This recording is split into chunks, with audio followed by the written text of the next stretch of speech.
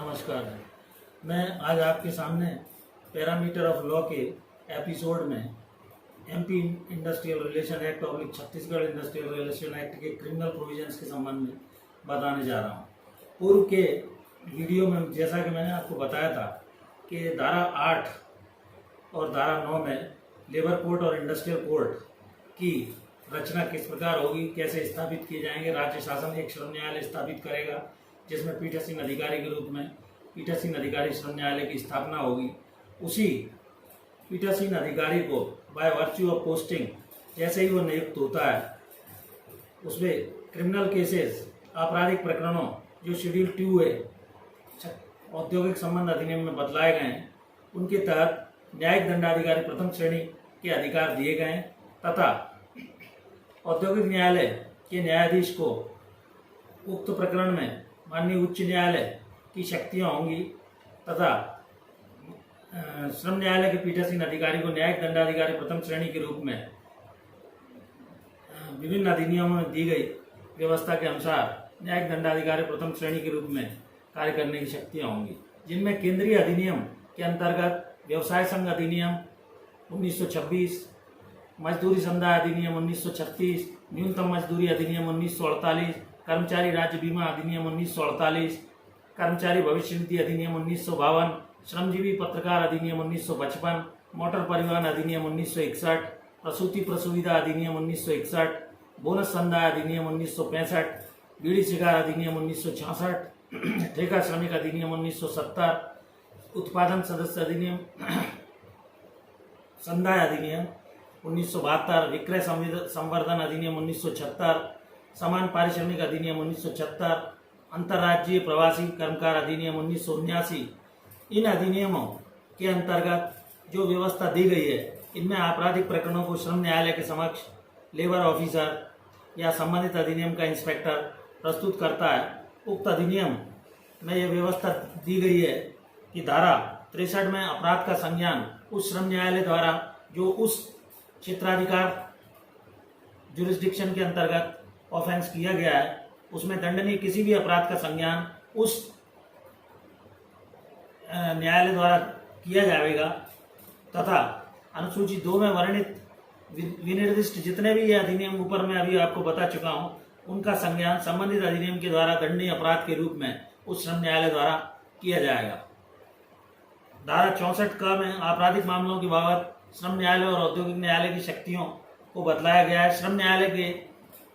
को दंड प्रक्रिया संहिता 1973 के अध्याय 21 के अधीन संक्षिप्त विचारण की शक्ति होगी तथा समस्त वे शक्तियां जो न्यायिक दंडाधिकारी को प्राप्त रहती हैं, वह संक्षिप्त विचारण करते हुए इन अधिनियमों में दंडादेश देगा। वह अर्थदंड के रूप में भी हो सकता है, यदि अधिनियम में प्रस्तावित है तो उसे जेल की भी सजा दी जा सकती है। औद्योगिक न्यायालय को दंड प्रक्रिया संहिता के अधीन माननीय उच्च न्यायालय की शक्तियां प्रदत्त की गई हैं। धारा 64 का में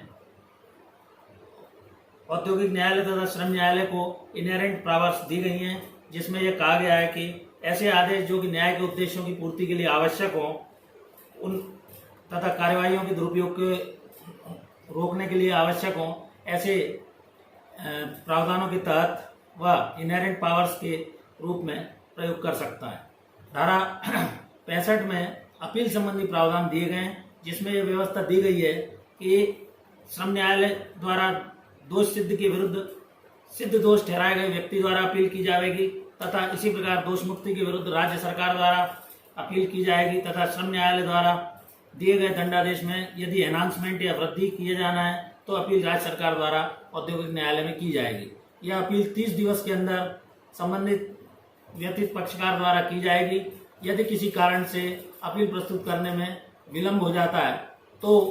30 दिवस के विलंब को के अलावा क्षमा किए जाने हेतु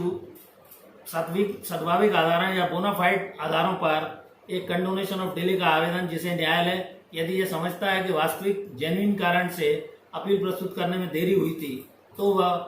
विलंब को कंडोन कर सकता है। इस प्रकार अपील संबंधी प्रावधान के अलावा धारा 67 में औद्योगिक न्यायालय को पावर ऑफ सुपरिंटेंडेंस भी दिए गए हैं। श्रम न्यायालय के निर्णय में यदि कोई गंभीर त्रुटि होती है तो औद्योगिक न्यायालय उसमें हस्तक्षेप कर सकता है। धारा 70 में विधि के प्रश्न, यदि कोई विधि का प्रश्न अर्थात लॉ क्वेश्चन इन्वॉल्व होता है तथा न्यायालय अपने समक्ष किसी वाद, दांडिक अभियोजन या अन्य कार्यवाही जिसमें औद्योगिक विवाद से संबंधित है, औद्योगिक न्यायालय विनिश्चितता के लिए उस मामले की सुनवाई कर सकता है और उस मामले को विनिर्देशित किया जा सकता है। इस प्रकार पुनर्विलोकन धारा 71 में यह व्यवस्था दी गई है कि ऐसा कोई भी आदेश या विनिश्चय जो किसी अपराध के संबंध में है उसमें पुनर्विलोकन नहीं किया जाएगा। धारा 96 क में यह व्यवस्था दी गई है कि यदि कोई मामला जो श्रम न्यायालय के समक्ष है और किसी कारण से पक्षकार को यह लगता है कि उसे उस न्यायालय से न्याय प्राप्त नहीं होगा, तो वह औद्योगिक न्यायालय के समक्ष उस प्रकरण को किसी अन्य श्रम न्यायालय में अन्यत्र ट्रांसफर करने के लिए औद्योगिक न्यायालय के समक्ष आवेदन दे सकता है। यदि औद्योगिक न्यायालय को यह प्रतीत होता है कि उक्त श्रम न्यायालय द्वारा उस प्रकरण में न्याय दिए जाने में किसी प्रकार से अन्याय होगा, तो अन्यत्र श्रम न्यायालय को उस प्रकरण को भेज सकता है। धारा 29 में यह व्यवस्था दी गई है कि ऐसे आपराधिक प्रकरणों में विधि व्यवसायी द्वारा अपीयरेंस के लिए यदि कोई विधि व्यवसायी ऐसे अपराधों के संज्ञान के लिए अपीयर होना चाहता है तो वह न्यायालय की अनुमति से मेमो ऑफ अपीयरेंस अथवा वकालतनामा देकर भी श्रम न्यायालय के समक्ष अथवा औद्योगिक न्यायालय के समक्ष इन प्रकरणों में सुनवाई करवा सकता है। इस प्रकार कुल मिलाकर शेड्यूल 2A में जो भी अधिनियम, केंद्रीय अधिनियम प्रिस्क्राइब किए गए इनमें समरी ट्रायल के रूप में श्रम न्यायालय द्वारा प्रकरणों की सुनवाई की जाकर उन प्रकरणों में मेरिट्स के आधार पर यदि कंटेस्ट होता है तो, अन्यथा यदि अभियुक्त या उसके अधिवक्ता द्वारा उसके व्याप पर स्वीकार कर लिया जाता है अपराध को, तो उसको अर्थदंड अथवा जैसी भी दांडिक व्यवस्था है तदनुसार निर्णय पारित किया जाएगा। यदि उस किसी दंडादेश से